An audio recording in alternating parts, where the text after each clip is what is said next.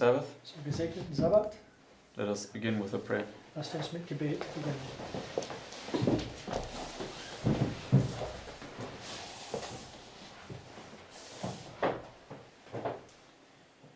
Dear Father in heaven, Lieber Vater im Himmel, Lord, we thank you that we can open the Sabbath together Herr, wir danken dir, dass wir den Sabbat gemeinsam öffnen können and that we can also open your word again. und dass wir aber auch wieder dein Wort auftun können.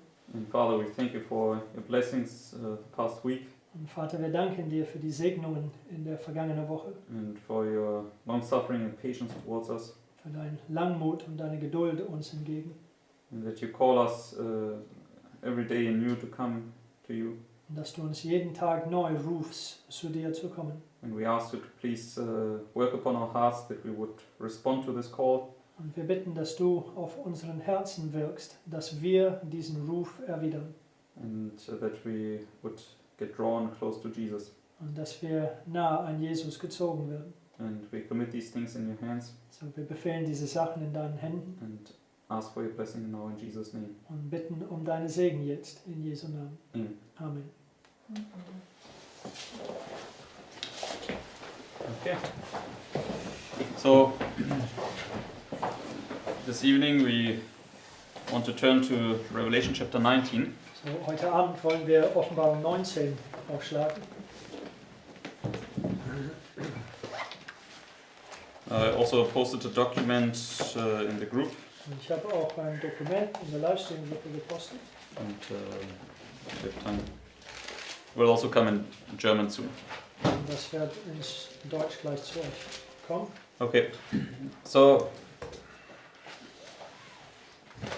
yesterday we looked at this punishment that comes here upon Babylon, Gestern haben wir diese Bestrafung angeschaut, die hier auf Babylon kommt, where the Lord is avenging the blood of the saints on Babylon, wo der Herr rächt das Blut der Heiligen auf Babylon and the heavens will rejoice, und die Himmeln werden frohlocken when Babylon like a stone will be cast into the waters, right? und Babylon wie ein Stein wird in den Wassern geworfen. Okay, and it's this fire from heaven when Christ comes with flaming fire taking vengeance. Und es ist diese Feuer von Himmel, wenn Christus kommt mit diesen lodernden Feuer und Rache nimmt, In order to burn them up. um sie zu verzehren. Okay, so, and then we saw here basically in chapter 18 that the voice of the bride and the voice of the bridegroom is not heard at all in her anymore. Und hier haben wir gesehen in Kapitel 18, dass die Stimme der Braut und der Bräutigam nichts mehr in ihr gehört wird. Here, verse 23 it says. Vers 23 sagt es. Okay, and we saw that it's the same description as with Jerusalem.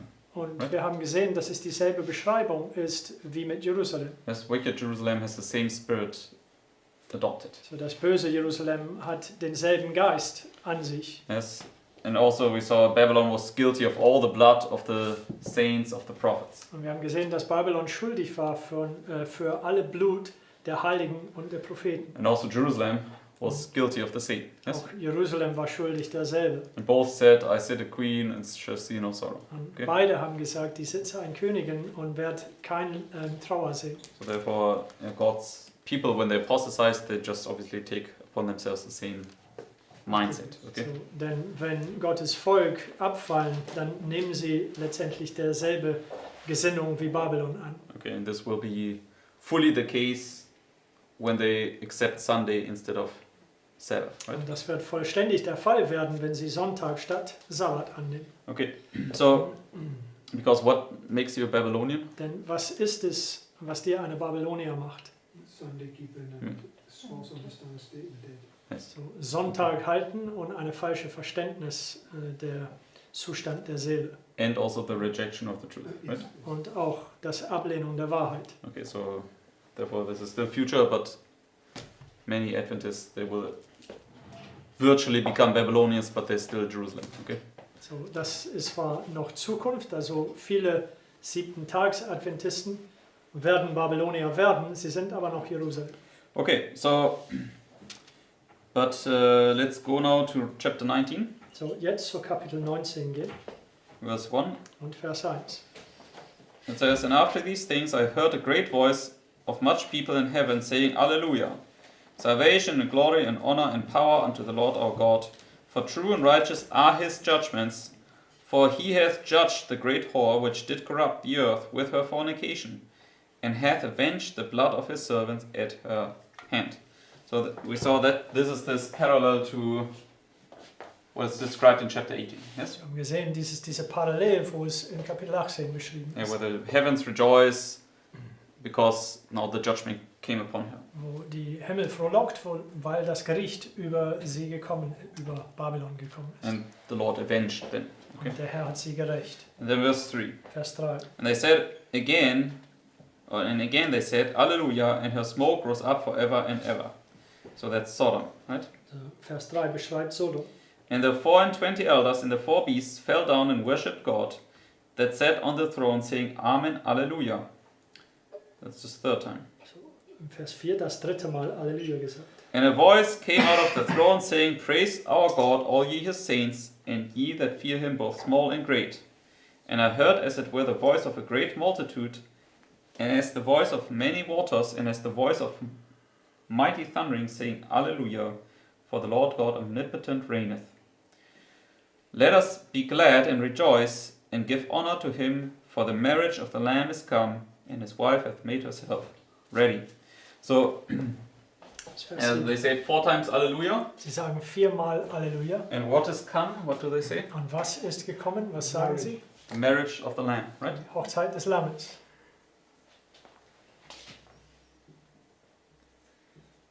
And it says then also, Es sagt dann auch weiter, in verse 8, Vers 8. And to her was granted that she should be arrayed in fine linen, clean and white, for the fine linen is the righteousness of saints. And he saith unto me, Right, blessed are they which are called unto the marriage supper of the Lamb.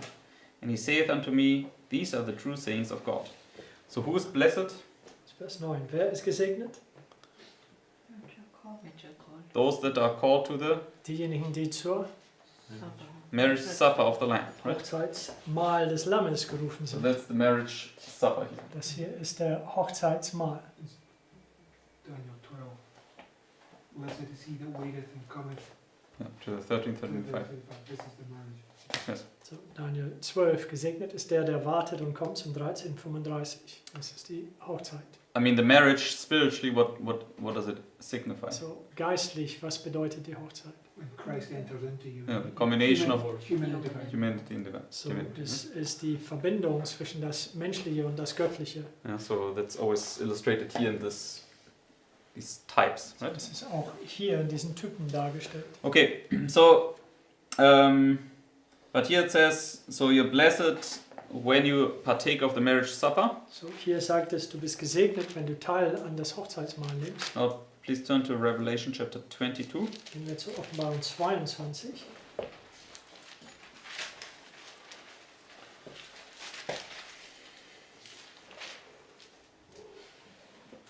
Verse 14 to 15. Die Versen 14 und 15. But let's even begin in verse 12. Sogar in Vers 12 fangen wir an. It says, And behold, I come quickly, and my reward is with me, to give every man according as his work shall be. So what is Christ saying here? So, was sagt Christus hier? When he comes, he's going to give you your reward. Exactly. Okay. Wenn er kommt, wird er dann Belohnung gegeben. That's perfectly here when he literally comes, right? Das ist perfekt hier, wo er buchstäblich kommt. Okay, and then verse 13. In Vers 13. I am Alpha and Omega, the beginning and the end, the first and the last. Blessed are they that do his commandments, that they may have right to the tree of life and may enter in through the gates into the city. So, what are you? So, was bist du? Blessed. Blessed, right? Gesegnet. So, blessed when you enter into the marriage supper. So, gesegnet, wenn du in den Hochzeitsmahl hineinkommst. And here it says, blessed are you Und hier sagt es, du bist gesegnet wann? when you enter into the city to eat the tree of life, right? So, wenn du in die Stadt hineinkommst, um vom Baum des Lebens zu essen. Blessed are they that do his commandments. Yes, come to this. Yes. So, and how do you enter in? Und wie trittst du da Through the hinein? straight gate. No, you can give your answer. Earlier. By doing his Yeah, commandments. by keeping his commandments. Indem, Okay. dass du seine Gebote hältst. Okay. So, Therefore, in order to enter into the marriage supper of the Lamb, So, um in den Hochzeitsmahl des Lammes hineingehen zu können, what must you do? was musst du tun? Keep his commandments. Keep His commandments. Seine Yes. Gebote halten. Wear Okay. the garment. Yes. Okay. So keep this in mind. Okay. Behalte das im Sinne. Now let's go to Matthew 22. Gehen wir jetzt zu Matthäus 22.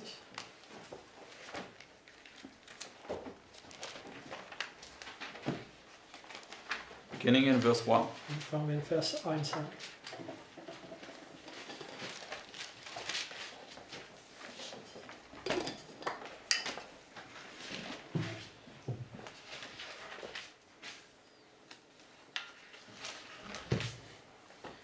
So many things in the Bible need to be taken together? So, wie viele Sachen in der Bibel muss man zusammenbringen? All things, right? So, alle Sachen. Basic one story. Yes. Das ist eine Geschichte. Okay, so therefore here Matthew 22 speaks about the same marriage supper as Revelation speaks about. Okay? Hier Matthäus 22 spricht über denselben Hochzeitsmahl, wie Offenbarung spricht. So let's begin in verse 1. Vers 1.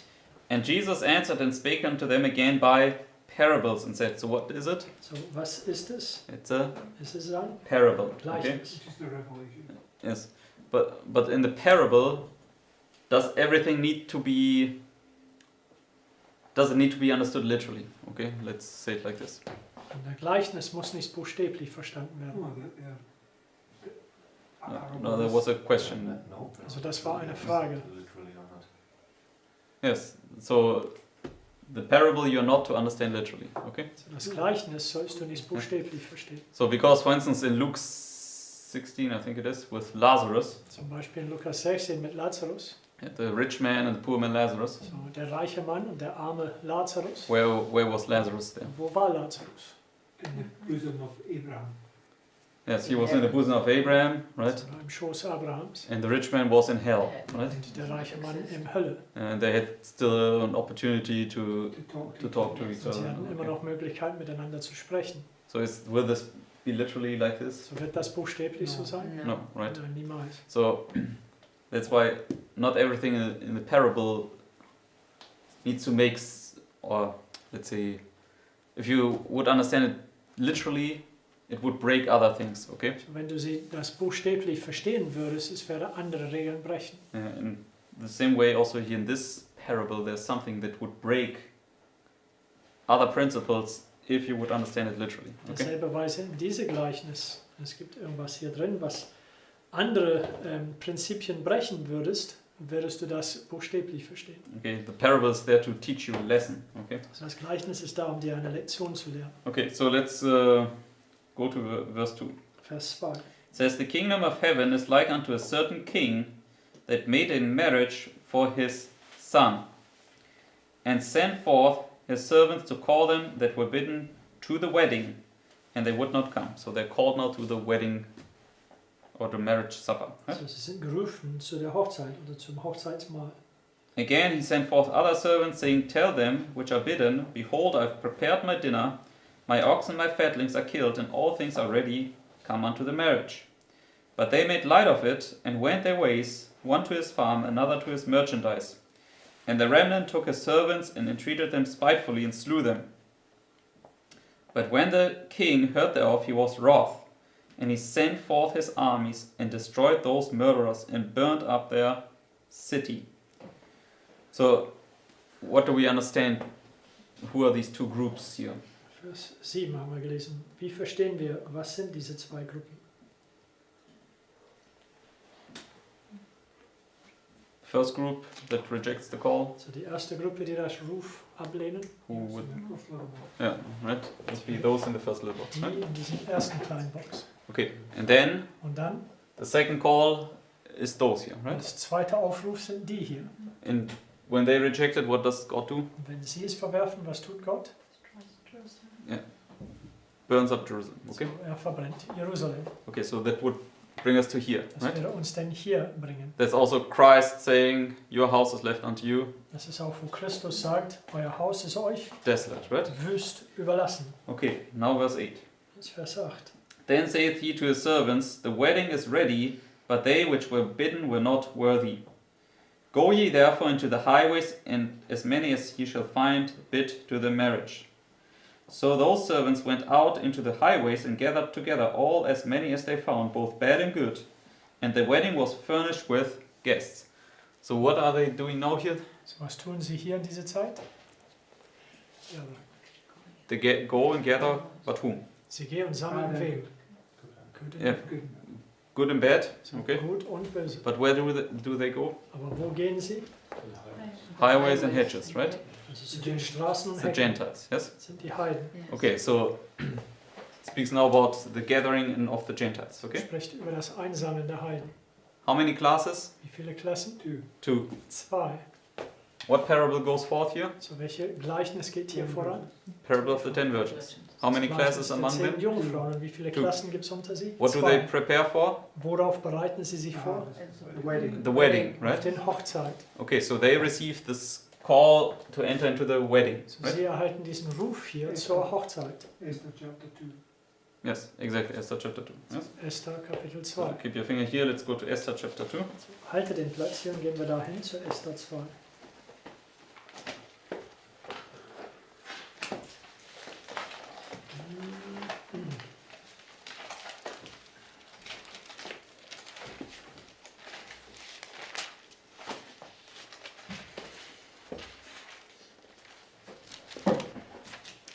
Because what happened in Esther chapter 1?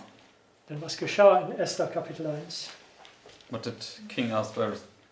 Was tat König He Ahasuerus? executed judgment on Vashti. Yes, okay. Gericht über Vashti I ausgeführt. mean, he first made this feast 180 days, right? Zuerst hat er diesen Festmahl 180 Tage lang gemacht. And then after the 180 days feast, what did he do? Nach der 180 Tage Fest, was hat er getan? Feast for 7 days. Yeah, he made another feast 7 days, Er right? machte ein weiteres Fest 7 Tage lang. And Vashti also made a feast, Feast. yeah, simultaneously. Vashti Okay. hat zur selben Zeit auch ein Fest gemacht. And at the end of the 7th day, at the end of the 7 days, he calls Vashti, right? Und am Ende der 7 Tagen hat er Vashti hineingerufen. And what didn't she do? Was hat sie nicht She getan? refused to come. Yeah, she didn't come, Sie right? kam nicht. Okay, so, and then he executed judgment on her. Dann Yes? führte er Gericht über sie aus. Okay, so, and then chapter 2, verse 1 Und dann Kapitel 2 und Vers 1. says, After these things, when the wrath of King Ahasuerus was appeased, because what did he do? Was tat er? According to Matthew 22, Gemäß Matthäus 22. I mean, here it says his wrath is now appeased. Why? Hier sagt es, dass sein Zorn jetzt gelegt ist. Warum? Because he Dieser Yes, Mensch, okay, exactly. Yeah. weil er die Stadt gebrannt hat. He burned up the city, right? Die Stadt abgefackelt. Because it says he was wroth and burned up the city, Es right? sagt, er war zornig und hat den Stadt verbrannt. Okay, good. Now verse 2. Vers 2. Oh, sorry, I didn't finish verse 1. Vers 1 noch. So it says, After these things, when the wrath of King Ahasuerus was appeased, he remembered Vashti in what she had done and what was decreed against her. Then said the king's servants that ministered unto him, Let there be fair young virgins sought for the king. So what is to be sought for? So, was sollte gesucht werden? Virgins, right? Jungfrauen. And let the king appoint officers in all the provinces of his kingdom, that they may gather together all the fair young virgins unto Shushan the palace, to the house of the women, unto the custody of Higi, the king's chamberlain, keeper of the women, and let their things for purification be given them. Okay, so therefore here now virgins are gathered, right? Deswegen hier sind Jungfrauen gesammelt. Okay, by the king's officers. So, Yes. durch die Beamten der König. And who's the king? Wer ist der König? Or who's he when he gets to illustrating? the end here, he's type of Christ. Yeah, he's illustrating Christ or the work of Christ, Da right? steht Christi oder das Werk Christi da. So now God's people go and gather virgins, okay? So, jetzt gehen Gottes Volk und sammeln Jungfrauen ein. Okay, so now let's go back to Matthew 22. Jetzt gehen wir zurück zu Matthäus 22.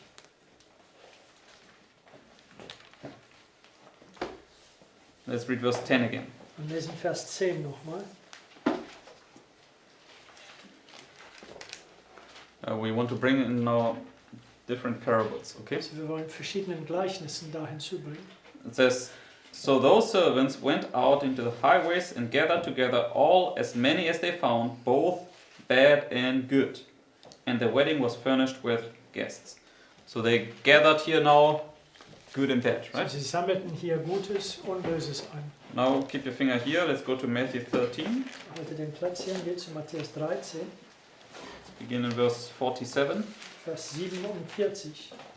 47 to 50. 47 bis 50.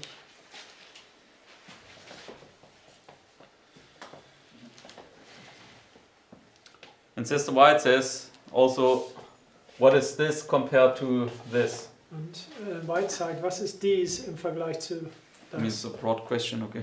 Das ist eine That's sehr a weird question. breite Frage. But when you read GC 6:11, Aber wenn wir großer Kampf 611 lesen, I mean, the first angel typifies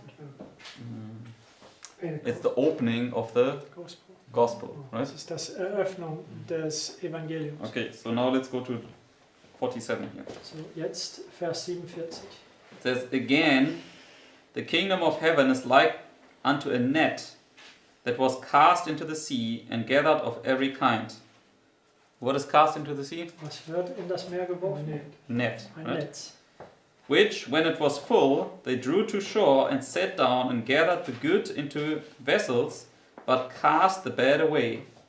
So shall it be at the end of the world. The angels shall come forth and sever the wicked from among the just, and shall cast them into the furnace of fire. There shall be wailing and gnashing of teeth. So what was caught in the net? So, was würde in den Netz befangen? Two classes. Yeah, both good and bad, right? Zwei Klassen, sowohl gut als böse. So the gospel net goes forth all the way until the end, right? Das Evangeliumsnetz geht den ganzen Weg voran bis Both zur they grow Ernte. together till the harvest. Yes, both are to grow together until the harvest, right? Beide sollen zusammenwachsen bis zur Ernte. And what happens then at the end Und of was the geschieht gospel? dann am Ende des Evangeliums? The final review. Yes, it says here, Finale Untersuchung. Es sagt hier, verse 48 and 49 again, so 48, 49, which when it was full, that would be at the end, right? also wenn es voll ist, das wäre am Ende. Everybody that could be caught by it has now been caught. Okay. Jeder, der hätte darin gefangen Werden können. werden können, war schon gefangen. Which when it was full, they drew to the shore and sat down and gathered the good into vessels, but cast the bad away.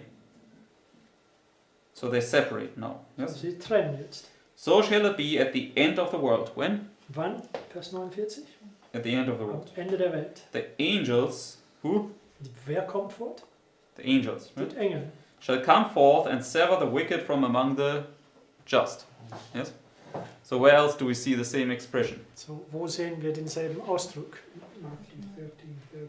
Yes, exactly, with the wheat and tares. Yes? So mit den Weizen und Unkraut. So let's read this. Matthäus 13, Vers 30. Yes, let's read verse 30. Vers 30. It says, let both grow together until the harvest. And in the time of harvest I will say to the reapers, gather ye together first the tares and bind them in bundles to burn them, but gather the wheat into my barn.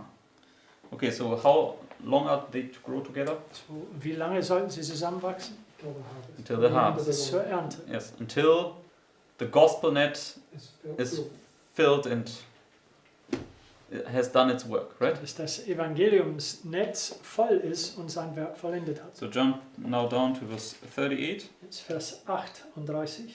Now the explanation is given. Es gibt eine Erklärung. It says, the field is the world. The good seed are the children of the kingdom, but the tares are the children of the wicked one. What is the field where they grow? Was ist das Feld, wo sie wachsen? That's the world. Das ist die Okay. Welt. But what does Sister White say? What is it Aber specifically? was sagt Ellen White? Was ist es? in the world. Yeah, the church in the world, Die right? Gemeinde in der Welt. Because it speaks about two classes of, Denn es spricht hier über zwei yes, of worshippers, right? Klassen von Anbetern hier. And two classes of worshippers are in the church. Yes? Die zwei Klassen von Anbetern befinden sich in der Gemeinde.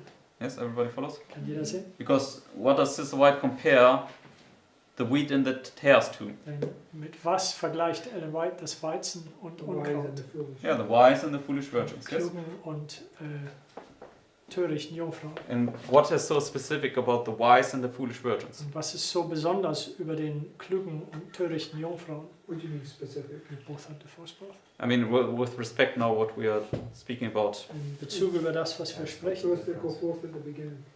But we saw, right, the field is the world, Jesus says, Wir haben right? gesehen, der Feld ist der Welt, sagt Jesus. But Sister White says it's the church in the world. Aber Okay? Ellen White sagt, es ist die Gemeinde in der Welt. Why can't she say this? Warum kann sie das sagen? Because the wheat and the tares are the wise and foolish virgins. Yes. Weizen und Unkraut sind die klugen und törichten Jungfrauen. In this respect, what is specific about the virgins?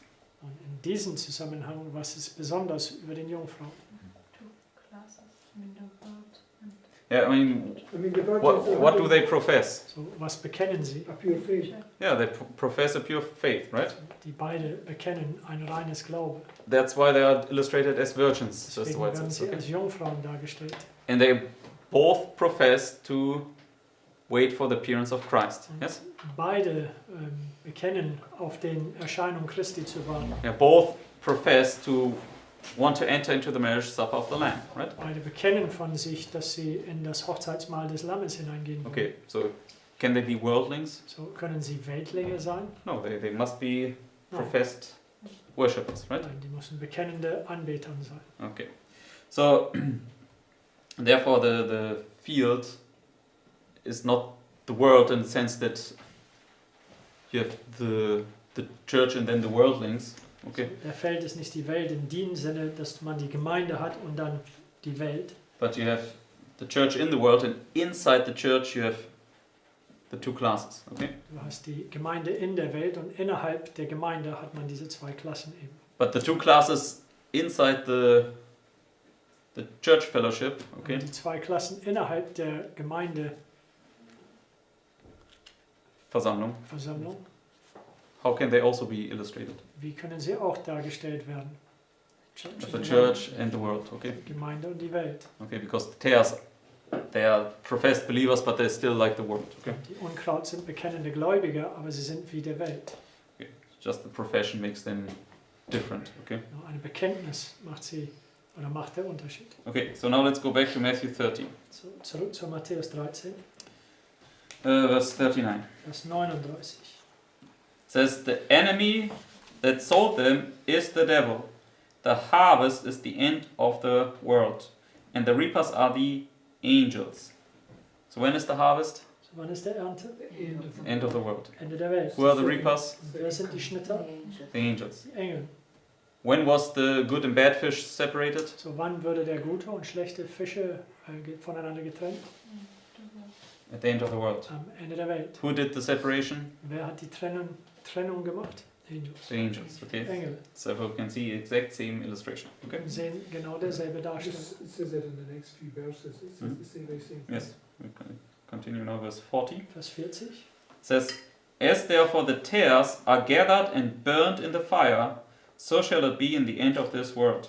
The Son of Man shall send forth his angels, and they shall gather out of his kingdom all things that offend, and them which do iniquity. So whom will they gather out? Zu wem werden sie heraussammeln? All things that offend. Yeah, all things that offend, and them which do Zu alles, was iniquity. Anstoß erregt und all die, die Übertretung üben. What is iniquity? Und was ist Übertretung? Yes, sin. Sünde. And sin is Sünde ist the transgression of God's law, eine right? Übertretung von Gottes Gesetz. Who is blessed? Und wer wird gesegnet?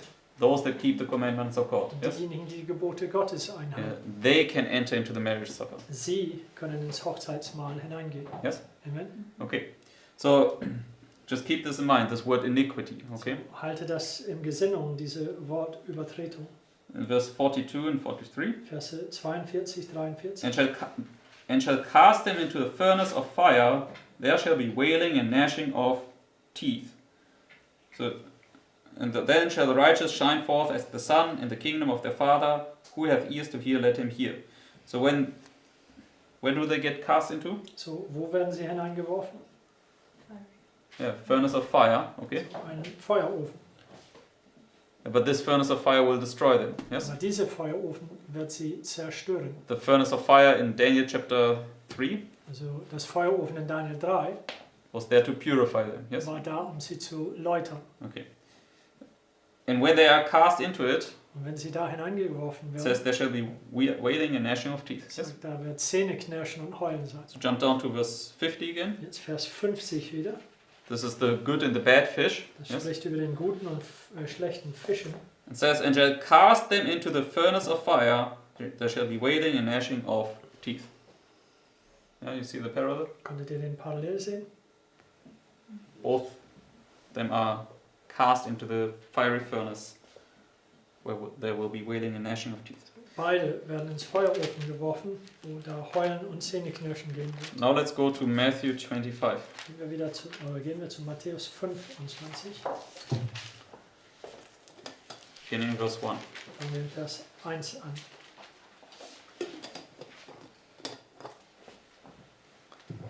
Which chapter, sorry? Matthew 25.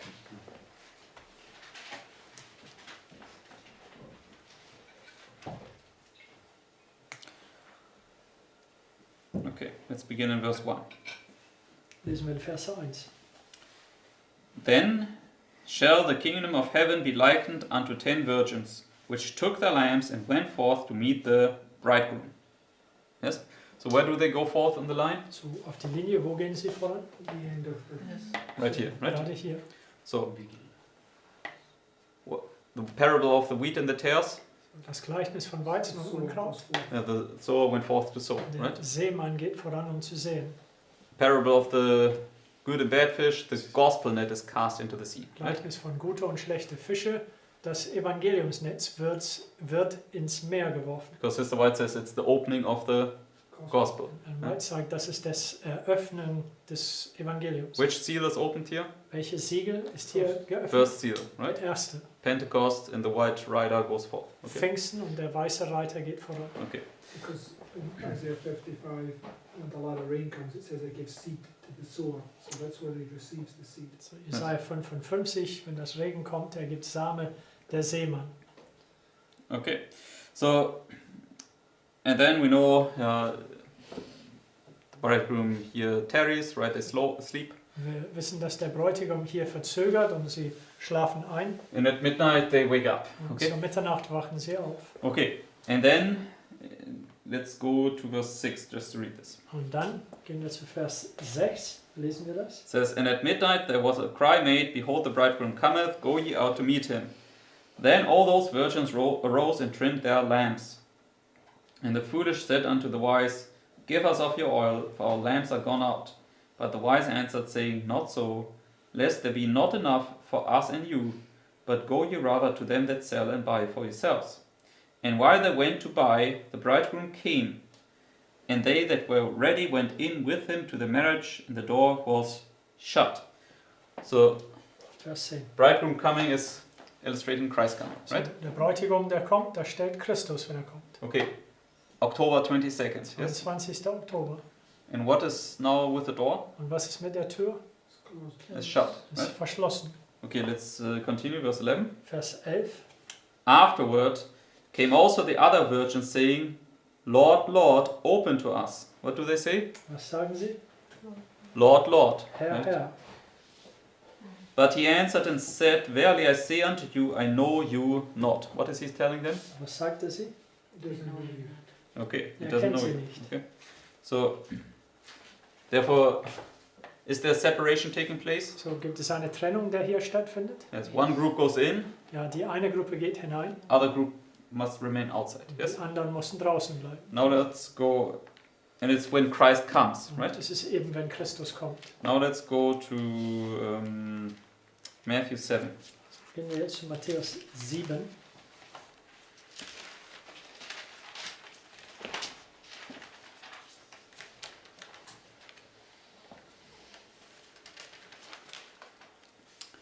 Let's begin in verse 13. Und Vers 13 fangen wir an. Enter ye in at the strait gate, for wide is the gate, and broad is the way that leadeth to destruction, and many there be which go in thereat. Because strait is the gate, and narrow is the way, which leadeth unto life, and few there be that find it. So where must you enter? So, wo musst du hineingehen? In the strait gate, right? Durch den Yes. schmalen Tor. Okay. So now jump down to verse 21. Jetzt Vers 21. Not everyone that saith unto me, Lord, Lord, shall enter into the kingdom of heaven, but he that doeth the will of my Father which is in heaven. So, who says Lord, Lord? Wer hat Herr, Herr gesagt? The foolish The virgin. foolish virgins. Die Okay. törichten Jungfrauen. Okay. So, you will not enter the kingdom of heaven unless you do Du willst den Königreich des Himmels nicht Father's hineingehen, will. es sei denn, dass du the Father's will. den Okay. Wille des Vaters tust. And what is the Father's will? Und was ist der Vaters Wille? Keep His commandments. Seine Right? Gebote zu halten. Blessed are they that keep His commandments. Right? Gesegnet sind die, die da seine Gebote halten. Okay. Verse 22. Vers 22. Many will say to me in that day, Lord, Lord, have we not prophesied in thy name, and in thy name have cast out devils, and in thy name done many wonderful works? Then I will profess unto them, I never knew you, depart from me, ye that work iniquity. Ihr, die Übertretungen übt. Where did we read about iniquity? Wo haben wir über die Übertretungen gelesen? Matthew vorher? 13. Matthew 13, right? Matthäus 13. The angels will be sent to gather all that offend and that do iniquities, right? Die Engel werden gesandt und zusammen all diejenigen, die Anstoß verüben und Übertretungen üben. Okay, and those people here, yeah, they are these foolish virgins, yes? Und dieses Volk hier sind die törichten They Jungfrauen. come to the shut door and say, Lord, Lord, open to us. Sie Okay? kommen zu den verschlossenen Tür an und sagen, Herr, Herr, tut uns auf. And Christ says, yeah, I never knew you. Okay? Christus sagt hier, ich kenne euch nicht. These tares that do iniquity. Okay? Ihr seid diese Unkraut, die Übertretungen übt. Okay, and what did they say in order to justify themselves why they should be allowed Was to haben sie enter? gesagt, um sich rechtfertigen zu können, dass sie doch hineinkommen sollen? Because they were doing all sorts of Yeah, they did all these wonderful works, right? Sie haben all diese wunderbaren Werke So, getan. what is this? Was ist A das? parable. satanic. Zu was ist das eine What is Parallele? it? Which other parable? So, welche weitere Gleichnis? Revelation 13. Pulling out of the tears. Luke 18, okay? Lukas 18. So keep your finger here, Matthew. Let's go to Luke 18. Halte den Platz hier. Matthäus geht zu Lukas 18. Because they were boasting about their good works, right? Denn sie haben von ihren guten Werken gesprochen. Beginning in verse 9. Und fangen wir in Vers 9 an. It says, And he spake this parable unto certain which trusted in themselves that they were righteous, and despised others. What did they do? Was taten sie? Trusted in himself. Trust in themselves and despised others, right? Vertrauten in sich selbst und verachteten allen anderen. So when you despise others, what are you? Wenn du verachtest anderen, was bist du? Yeah, you're the Pharisee, you're the accuser of the brethren, Du right? bist ein Pharisäer. Du bist ein Ankläger der Brüder. It says, 2 men went up into the temple to pray, the one a Pharisee and the other a publican. How many people? So, wie viele Menschen? Two classes, right? 2 Klassen. The Pharisee stood and prayed thus with himself, God, I thank thee that I am not as other men are, extortioners, unjust, adulterers, or even as this publican. I fast twice in the week, I give tithe of all that I possess. So what is he offering to the Lord? So, was bietet er dem Herrn an? His own righteousness. Yeah, his own righteousness, right? Seine The eigene citizen's Gerechtigkeit. garment. Exactly, okay. Citizen's garment. Also diese Bürgergewand. Okay. And the publican, standing afar off, would not lift up so much as his eyes unto heaven, but smote upon his breast, saying, God be merciful to me, a sinner. So in Sister White says, what is the difference between the wheat and the tares when they are fully ripened? Ellen White sagt, was ist der Unterschied zwischen Weizen und Unkraut, wenn sie vollständig reif sind? The wheat's bowed over with all the weight of the fruit, the fruit on the end, whereas the tare stands bolt upright. Yes, Also das exactly. Weizen ist tief gebeugt wegen des Gewichts der Frucht, wobei das Unkraut steht hochrecht und gerade. And the publican, he was standing praying, right? No, wrong. The Pharisee. I Also think. der Pharisäer, der steht hochrecht und betete. And the publican was flat on his face, right? So, und der Zöllner war flach auf sein Angesicht. And therefore it says in verse 14, Deswegen sagt es jetzt, Vers 14, I tell you, this man went down to his house justified rather than the other.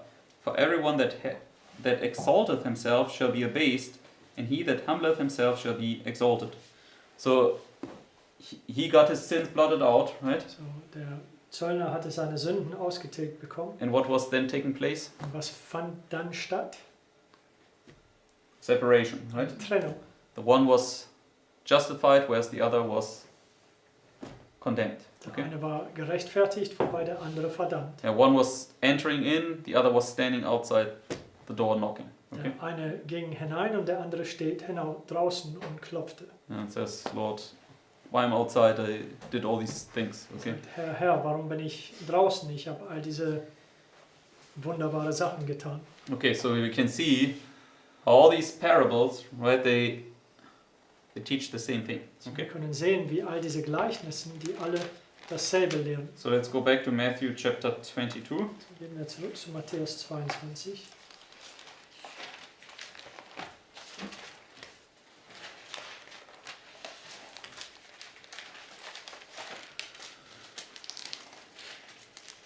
And so we stopped at verse 10, Und wir haben Vers 10 aufgehört zu lesen. where it says that they gathered in here both bad and good, right? Es sagte, dass sie sowohl Schlechtes als Gutes hier eingesammelt haben. Yeah. The two classes of fish, the two classes of virgins, the two classes of wheat and tare. Okay. Zwei Klassen von Fische, zwei Klassen von Jungfrauen und den Weizen und Unkraut. Or Pharisees and publicans. Okay. Eben Pharisäern und Zöllner. Okay. So now let's go to verse 11. Gehen wir jetzt zu Vers 11. So basically we read, yeah, when the gospel net has accomplished its work, Wir okay, haben gelesen, dass wenn das Evangeliumsnetz sein Werk vollendet hat, then they will sit down to separate. Yes. dann werden sie sich hinsetzen, um zu trennen. Okay. And also in the harvest, they will separate. Right. Und auch in der Ernte, sie werden trennen. It says, and when the king came in to see the guests, he saw there a man which had not on a wedding garment. And he saith unto him, Friend, how camest thou in hither, not having a wedding garment? And he was speechless. Then said the king to the servants, Bind him hand and foot, and take him away, and cast him into outer darkness. There shall be weeping and gnashing of teeth. So where is he cast out? So, wo wird Into- er hinausgeworfen? Also ins was? Outer darkness. Äußere Finsternis. And what will there be? Und was würde da geben? Weeping and gnashing. Weeping and gnashing of teeth. Heulen und Zähneknirschen. What did it say in Matthew 13? Formlos. They are cast into the furnace, fiery furnace, right? Das sagte es in Matthäus 13. Sie sind ins Feuerofen geworfen. And what will there be? Und was würde da geben? Also weeping and gnashing of Auch teeth, right? Heulen und Zähneknirschen. Okay. So, therefore, the man with the citizen's garment is the tares, he's the bad fish, he's the foolish virgins, So deswegen, der Mensch in diesem Bürger gerecht ist der Unkraut, der ist eine törichte Jungfrau, der ist ein bad fish. schlechter Fisch, He's the Pharisee. er ist der Pharisäer. Yes, it's all the same illustrations, right? All dieselbe Darstellung. Okay, and but the only difference is in this parable, where does he seem to be? Der einzige Unterschied ist in diese Gleichnis, wo scheint er zu sein? Yeah, he seems to be at the marriage, right? Scheint Yes. bei der Hochzeit zu sein. Because the foolish virgins they couldn't enter in, right? Die törichten Jungfrauen konnten nicht hineinkommen. But he now seems to be among those guests that are now at the marriage, okay? Aber er scheint unter den Gästen zu sein, die am Hochzeitsmahl sind. Yeah, but Ben made this point that you're to enter into the, you know, because in you're coming out of Egypt, that evening you were to eat the flesh and blood of Christ, but you were to remain in the building. Mhm. Also es wurde den Punkt gemacht, dass wenn man aus Ägypten herauskommt, also zur Passover, die sollten das Fleisch und Blut essen, aber sie sollen in der Gebäude bleiben. Which is a symbol of the refuge city. Und in der Gebäude zu bleiben, ist ein Symbol von der Zufluchtsstadt. Okay, so the refuge city, you had to have an investigation first So, to get in there. in der Zufluchtsstadt, man musste zuerst eine Untersuchung haben, um Zutritt gewährt zu bekommen. But right at the very end, there's another investigation whether or not you're allowed to stay in there. Aber dann ganz am Ende gibt es eine weitere Untersuchung, ob du nun da drin bleiben darfst. So it's like the ones that come to the door, they're knocking on the outside, asking to come in.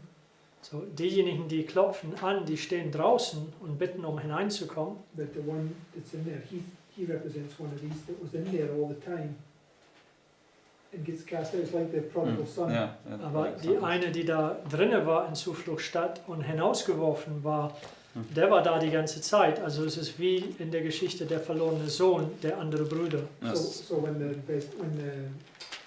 what you call it, the final review takes place, they would decide that he has to leave. So, wenn der finale Untersuchung stattfindet, dann wird die Versammlung entscheiden, dass er hinausgehen muss. Let's go to Luke 15, just to go through this parable of the prodigal son. Gehen wir zu Lukas 15, nur um diesen Gleichnis der verlorenen Sohn anzuschauen. So you can open the window before shutting. Luke 15. Lukas 15. Because the lost son, the prodigal son, comes back, right? Weil der verlorene Sohn, der kommt zurück. Okay. Now let's go to verse 27. Gehen wir jetzt zu Vers 27. Because there was this son that didn't go away, right? That always remained. Denn es gab diesen Sohn, der nicht wegging, der ist immer bei seinem Vater geblieben. And he asked now, why is everybody so happy? Und er bittet, warum feiert jeder gerade? And he said unto him, Thy brother is come, and thy father has killed the fatted calf, because he hath received him safe and sound.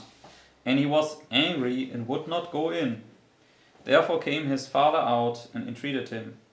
And he, answering, said to his father, Lo, these many years do I serve thee, neither transgressed I at any time thy commandment. And yet thou never gavest me a kid, that I might make merry with my friends. But as soon as this thy brother was come, which hath devoured the living with harlots, thou hast killed for him the fatted calf. And he said unto him, Son, thou art ever with me, and all that I have is thine. And it was meet that we should make merry and be glad, for this thy brother was dead and is alive again, and was lost and is found. Okay, so he would be somebody who was there all the time, right? So, er stellt jemanden dar, der die ganze Zeit dabei war, But at the end, he manifests that he's a Pharisee. aber Right? am Ende manifestiert, dass er doch ein Pharisäer ist. Okay, he He doesn't have on the wedding gown. yeah, he doesn't have on the wedding gown. Er Okay. hat den Hochzeitsgewand nicht an. Okay, but I wonder, because it says he doesn't want to go in, right, into this feast. Aber ich, Yeah, but it doesn't matter. It's a parable. Remember, it said to at the final review, he says, "Enter thou in, so to bei the der joy of thy Lord." finale Untersuchung es sagt, geht in die Freude des Herrn hinein. Okay, so the point is that the door that's closed at the end, they come knocking on it, right? So der verschlossene Tür am Ende, sie kommen da und klopfen an. It's like they want to get into that wedding Feast. feast, Das right? ist, wie sie zu diesem Hochzeitsmahl hineingehen wollen. Okay, but that guy already has a right to be in there. He just doesn't want to be there. Aber der andere Bruder hier in dieser Geschichte, der hat bereits ein Anrecht da zu sein, er will nur nicht da sein. You know what I mean? You're looking at that too literally. Okay, good. Because at the final review he says, "Enter thou in," to all the faithful. Denn zu allen Treuen sagt er in der finalen Untersuchung, geht hinein. Okay, but they're already in there. Sie sind bereits da drin. That's true. Okay, so I mean, my question would only be, okay, so he must have not passed the investigative judgment and then he's cast out. Okay. All right. Okay, so let's go now to the quotes. So, gehen wir jetzt zu den Notizen.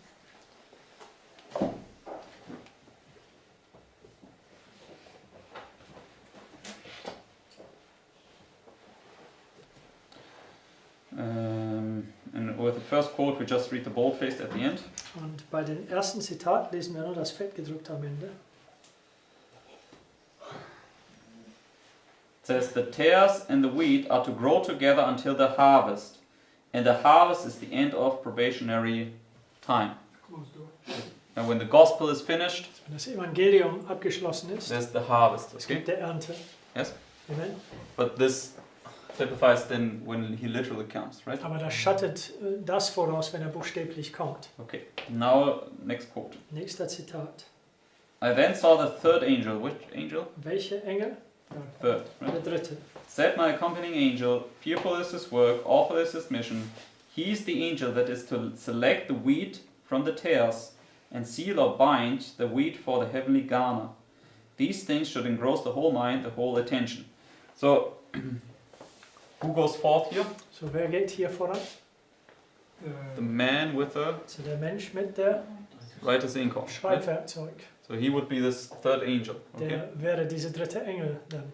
And what is the sealing? Und was ist das Versiegelung? Just settling into the truth, Yes, intellectually and spiritually. Kind of. exactly. Eine Okay. gegründet werden in die Wahrheit, intellektuell und geistlich, dass man nicht verrückt werden So kann. the third angel settles you into the truth here. Der Okay. dritte Engel gründet dich hier in die Wahrheit, That you can be sealed and then be harvested into the garner. damit Okay. du versiegelt werden kannst und dann geerntet werden kannst in der Herrn Scheune. But the third angel goes actually forth here, Aber right? der dritte Engel geht eigentlich hier voran. But under the third you have the first and the Okay. second and then the third, right? Unter der dritte hat man den ersten, den zweiten und dann der dritte. Yes. Amen. Just like with the last warning message, it goes forth here, but here it's like It's repeated. gets Genauso repeated. wie der letzte Warnungsbotschaft. Es geht eigentlich hier voran, aber dann hier drin wird es wiederholt. Okay. So now go to the next quote. Gehen wir zu der nächsten Zitat. Bold-faced only. Das fettgedrückte. It says, God will surely visit the transgressors with judgment. Both parents and children must reap the harvest sown. Okay? So, where's the harvest reaped? So, wo wird der Ernte geerntet? Judgment. At the judgment. Bei dem Gericht, So when he now executes judgment. wenn er Gericht ausführt. So, also, for instance, in the story of the rebellion of Korah, Dathan, and Abiram. So, Yes. auch zum Beispiel in der Rebellion von Korah, Dathan und Abiram. Let's go there quickly in the Bible. So let's go to Numbers 16. Gehen wir dahin. Das ist im 4. Buch Mose 16. And then verse 26. Vers 26.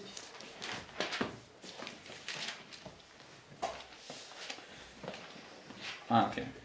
Maybe it's not necessarily the same illustration, okay, but you can see the same principle. Vielleicht ist es nicht derselbe Darstellung, aber auf jeden Fall derselbe So Prinzip. let's rather begin in verse 20 and 21. So, fangen wir besser in Vers 20, 21.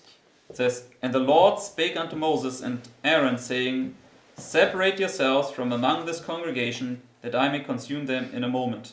So what was the Lord telling Moses and Aaron to do? So, was sagt der Herr, was Mose und Aaron tun soll? To separate, Trennt euch. in order to, So, dass Execute that he couldn't execute judgment, okay? ich Gerichte ausführen kann. When did the Lord execute judgment on Sodom? Wann führte der Herr das Gericht auf Sodom aus? after they did separate. Yeah, after Lot went out, when the separation took place. Right? Nachdem Lot hinausging, nach die Trennung stattfand. So there must be the separation first in order that then the Lord can execute judgment, So, okay? es muss diese Trennung zuerst geben, sodass der Herr Gericht ausführen kann. Because the Lord will never punish the righteous, okay? Denn der Herr wird niemals den Gerechten bestrafen. And also here, when you now go down to verse 25 and 26, Wenn wir jetzt die Versen 25, 26 gehen. it says, And Moses rose up and went unto Dathan and Abiram, and the elders of Israel followed him. And he spake unto the congregation, saying, Depart, I pray you, from the tents of these wicked men, and touch nothing of theirs, lest ye be consumed in all their sins. So, even though the congregation was wicked, right, Obwohl die Versammlung böse war, what were they still to do? was sollten sie immer noch tun? Separate from the ringleaders, right? So, sie sollten sich trennen von den Anführern. Because the Lord only could punish the ringleaders Weil der Herr konnte nur den Anführern bestrafen, when the congregation separated themselves from them. die Okay? Versammlung sich von sie getrennt hat. Because the congregation still had probation, whereas the ringleaders didn't. Weil Okay. die Versammlung, die hatte noch Gnade, wobei diese Anführer noch nichts mehr.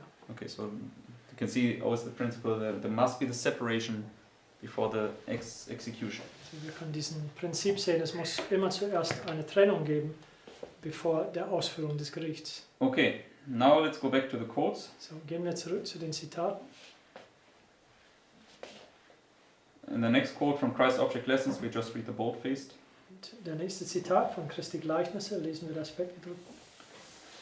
It says, "The casting of the net is the preaching of the gospel. This gathers both good and evil into the church. When the mission of the gospel is completed, the judgment will accomplish the work of separation." When? Wann The gospel is When the complete. gospel is completed. das Okay. Evangelium vollendet ist. Next paragraph, the boldface. Nächster Absatz, Fettgedruckte, wieder. Both the parable of the tares and that of the net plainly teach that there's no time when all the wicked will turn to God. So which two parables is she combining Also here? welche zwei Gleichnisse verbindet sie hier? Even tears in the net. So Exactly. Weizen und Unkraut und das von der Netz. Yeah. Good and bad fish. Okay. Gute und schlechte Fisch. The wheat and the tares grow together until the harvest. The good and the bad fish are together drawn ashore for a final separation. Again, these parables teach that there is to be no probation after the judgment. When the work of the gospel is completed, there immediately follows the separation between the good and the evil, and the destiny of each class is forever fixed. Okay? So, there's a line, only God knows it, okay? Es gibt eine Linie und der kennt nur Gott. Probation, no probation. So, zwischen Gnade und keine Gnade. And when you cross this line, immediately the separation will take place. Okay? Und wenn du diese Linie überschreitest, dann sofort findet die Trennung statt. But for us it'll be marked by an event. Yes. Mhm. Und für uns werde das durch ein Ereignis markiert. Yes. I mean, for instance, the destruction of Sodom. Zum Beispiel die Zerstörung Sodoms. Yeah. I mean, there was this separation taking place, and then the execution was immediately followed. Es gab Okay? diese Trennung, der stattfand, und dann das Ausführung fand sofort statt. I mean, when Putin is punished, I mean that's already too late, right? The line's already crossed. Okay. Also wenn Putin bestraft wird, ist das schon bereits zu spät. Also die Linie ist schon übertreten So worden. separation must take place just before Putin is punished. So, Okay. diese Trennung muss stattfinden, kurz bevor Putin bestraft wird. Okay. So when the exceeding bright light comes, Wenn das äußerst helles Licht kommt, Culminates with Yeah. Putin being punished. es schließt ab mit Putin bestraft. the separation will already begin. Will be finalized here, Die Trennung findet statt, wird hier vollendet. and then the execution punishment will come. Und dann das Ausführung des Strafe wird kommen. And therefore, when Christ came suddenly to his temple, Also deswegen, als Christus plötzlich zu seinem Tempel ankam, which would be here, das right? wäre dann hier, What did all the money changers do? was taten all die Geldwechsler? Fled. They fled, right? Sie flüchteten davon. So, therefore, it marks, right? Because the temple is us. Okay. So, wir sind das Tempel. When the light shines into our temple Also wenn das Licht in unseren Tempel hineinleuchtet and it reveals that we are these money changers, und okay, es offenbart, dass wir diese Geldwechsler sind, yeah, we will flee. wir Okay. werden flüchten. So, let's go next quote. Gehen wir zur nächsten Zitat. Well, no, to the point that wouldn't be, I mean, yes, it's at the end of the destruction of the finalization of the destruction of Jerusalem will be what's it right at the end there, followed by. Yeah, yes. Mhm. Because remember, when you come to that end there, that would mark the. It's hard. Doesn't matter. We don't want to get into that. But So let's go now to the next quote, just the bold-faced again. Jetzt gehen wir zur nächsten Zitat, nur wieder das fettgedruckte. Speaking about the parable of the wedding garment. Spricht über das Gleichnis von Hochzeitsgewand. Says, therefore, when Christ comes in to examine the guests, who comes in? So, wer kommt hinein? Christ. Christus. The command goes forth, bind him hand and foot, and cast him into outer darkness. And which judgment is Christ doing? So, welches Gericht führt Christus aus? Final review, and they right? execute it. Okay. Finale Untersuchung und das Ausführung des Gerichts. Okay, next quote. Nächster Zitat. It has been repeatedly revealed to me that many professing Christians will, in the time of the final test, be greatly disappointed. Where? Wo? Final review. In the final test, right? Das finale Test. Many will fail to provide themselves with that righteousness of Christ represented in the parable of the wedding garment. They have trusted in their own righteousness and have not manifested the humility of Jesus Christ. They may be seated at the supper table with others, but Christ will recognize them and will say to them, "How camest thou in hither, not having on a wedding garment?" Okay? So who will say to you? So, wer wird es zu dir sagen? Christ. Christus. Okay. Now let's close with this last quote here. So, lasst uns mit diesem letzten Zitat hier Schluss machen. Because in this last quote, Sis White also combines these parables that we looked at today. Okay? In dieser letzte Zitat, Ellen White vergleicht diese Gleichnisse, die wir heute angeschaut haben. It says, "The Lord is coming in power and great glory." What is he? Was ist er? He will come, right? Er wird kommen. And he will come for us when Putin gets punished, Und right? er wird für uns kommen, wenn Putin bestraft wird. Okay. It will then be his work to make a complete separation between the righteous and the wicked. What will he do then? Was wird er dann tun? Make the separation, right? Diese Trennung. Because the work of the gospel is finished, okay? Das Werk des Evangeliums ist vollendet. But the oil cannot then be transferred to the vessels of those who have it not. Then shall be fulfilled the words of Christ, two women shall be grinded together, the one shall be taken and the other left. 2 men shall be in the field, the one shall be taken and the other left. The righteous and the wicked are to be associated together in the work of life. But the Lord reads the character, he discerns who are obedient children, who respect and love his commandments. The looker on may discern no difference, but there is one who said that their tares were not to be plucked up by human hands, lest the wheat be rooted up also. Let both grow together until the harvest. Then the Lord sends forth his reapers to gather up the tares, and binds them in bundles to burn, while the wheat is gathered into the heavenly garner. The time of the judgment is a most solemn period, when the Lord gathers his own from among the tares. So in the time of the judgment, he now gathers the wheat from the tares, right? In der Zeit des Gerichts, er sammelt das Weizen von Unkraut. It's the harvest. Das ist die Ernte. Those who have been members of the same family are separated. A mark is placed upon the righteous. They shall be mine, saith the Lord of hosts, in that day when I make up my jewels, and I will spare them as a man spareth his own son that serveth him. Those who have been obedient to God's commandments will unite with the company of the saints in light. They shall enter in through the gates into the city, and have the right to the tree of life. The one shall be taken, his name shall stand in the book of life, while those with whom he associated shall have the mark of eternal separation from God. The tares and the wheat are now commingled, but then the one hand that alone can separate them will give to everyone his true position. Those who have had the light of truth and heard the warning message, heard the invitation to the marriage supper. What did they hear? So, was haben sie gehört? The invitation to the marriage supper, Das right? ist Einladung zum Hochzeitsmahl. Midnight cry message. Der Mitternachtsrufbotschaft. It's us, right? Das sind wir. The Lord calls us now to come and enter the marriage supper. Der Herr Okay. ruft uns, um ins Hochzeitsmahl hineinzukommen. And what excuses did they make? Und welche Ausreden haben sie gegeben? Cannot come. Ich kann nicht kommen. Got a house, a I got a wife. house, wife, my Land. farm, or Ich whatever. habe ein Okay? Haus, eine Frau, mein Farm, Land und so weiter. So all the worldly things can be our excuses and stumbling blocks. Okay. All diese weltlichen Dinge können unsere Ausreden und Stolpersteine werden. Okay. So it says farmer, merchant, lawyer, false shepherds who have quieted the convictions of the people, unfaithful watchmen who have not sounded the warning or known the time of night. All who have refused obedience to the laws of the kingdom of God will have no right therein. Those who have sought an excuse to avoid the cross of separation from the world will, with the world, be taken in the snare. They mingled with the tares from choice. Like drew to like in transgression. It is a fearful assimilation.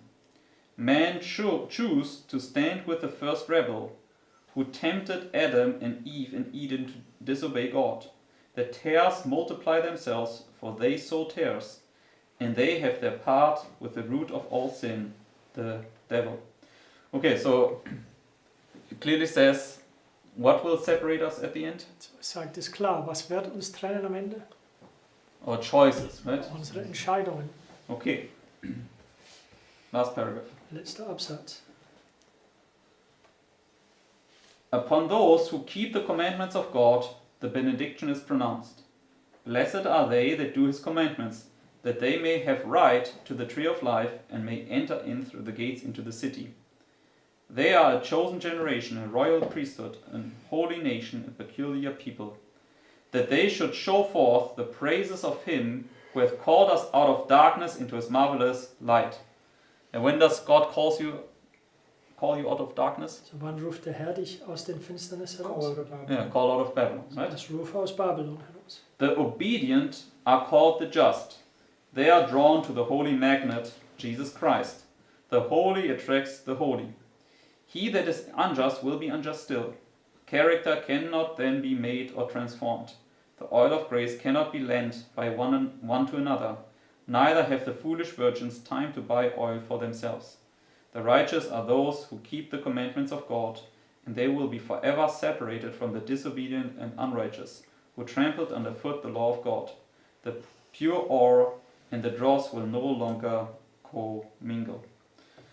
Okay, so, and that's why Sister White says the third angel's message is the most fearful message ever born to mankind. That's right? Das sagt Ellen White, dass der dritte Engelsbotschaft ist der fürchterregendste Botschaft, die jede Menschheit gegeben wird. Because this message calls you to make choices. Okay, Diese Botschaft ruft dich, Entscheidungen zu machen.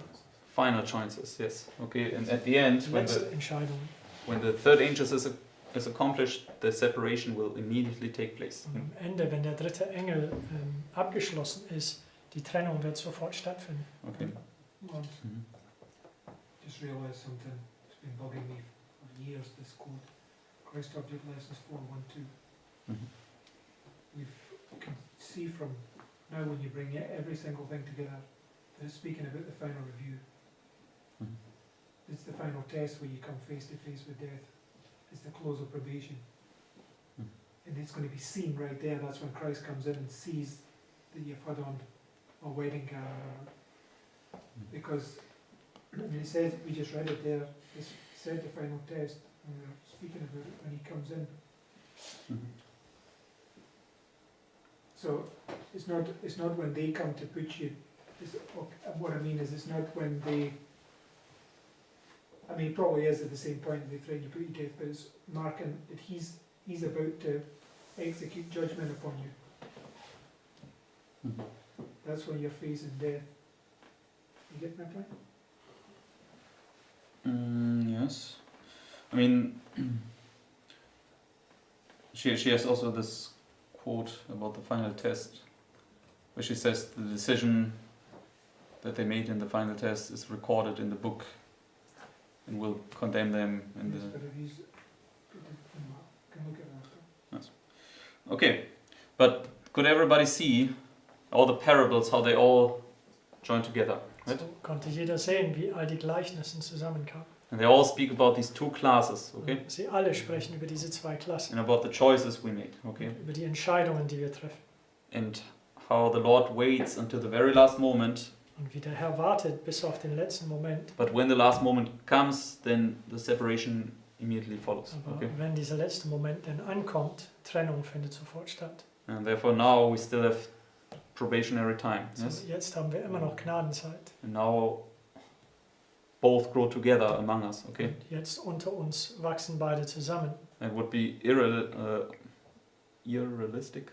Is this the word? Unrealistisch. Unrealistic. Okay. Es wäre nicht realistisch, To assume that every one of us is a wheat or a tare. Okay. davon auszugehen, dass jeder einzelne von uns ein Weize oder ein Unkraut sei. Yeah. But among us are two classes. Okay. Aber unter uns sind zwei Klassen. And they will be manifested. Und Okay. sie werden manifest gemacht. And I myself, I can only make a choice for myself. Okay. Und ich für mich, ich kann nur die Entscheidung für mich treffen. And depending on what choices I make, I can Either one of you. save my own soul or lose my own soul. Okay. Und je nach die Entscheidung, die ich treffe, ich kann meine eigene Seele verlieren oder retten. And obviously, if I choose the right, I can also be a good example to others to follow. Wenn ich Okay. das Richtige wähle, dann kann ich ein gutes Beispiel sein für anderen zu If I folgen. choose the wrong, I will not only lose my own soul, but I also will cause others to stumble. Okay. Wenn ich das Falsche wähle, ich werde nicht nur meine eigene Seele verlieren, sondern verursachen, dass anderen stolpern. Okay. So therefore, these things are obviously serious. Okay. So deswegen, diese Dinge sind ernst. And it's now the time to make choices. Und jetzt ist die Zeit, Entscheidungen zu treffen. But then the promise is given: blessed are these that do His commandments; they can enter in. Okay. Und die Verheißung wird gegeben, gesegnet ist der, der seine Gebote tut, sie können hineingehen. Okay. So therefore, yeah, this is what the call is now given to us, right? The Lord calls us to enter into His marriage supper. Das ist der Ruf, der uns gegeben ist. Also der Herr ruft uns, in sein Hochzeitsmahl hineinzugehen. Yes. Amen. Amen. Okay. So and may I be wrong, yeah, and may we all be wheat and all enter in. Okay. So, ich hoffe, dass ich falsch bin und wir sind alle Weizen und können alle hineingehen.